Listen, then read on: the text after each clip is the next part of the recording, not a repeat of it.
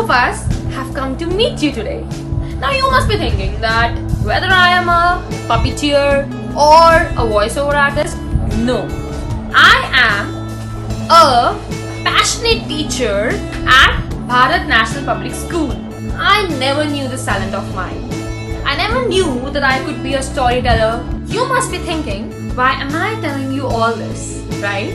So the reason is that FairGaze has come up with a very interesting contest, that is India as I See contest, in which you have got so many interesting themes, and what you have to do is you have to paint or draw or write any poetry, essay on the given topic.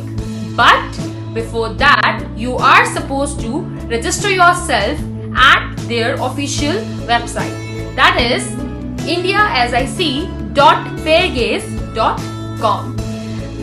I know that you have so much of talent, but even if you think that you don't want to do it, or if you think that I cannot do it, I would like to suggest and I would like to give you that advice that must go for it. At least try it before saying it or no.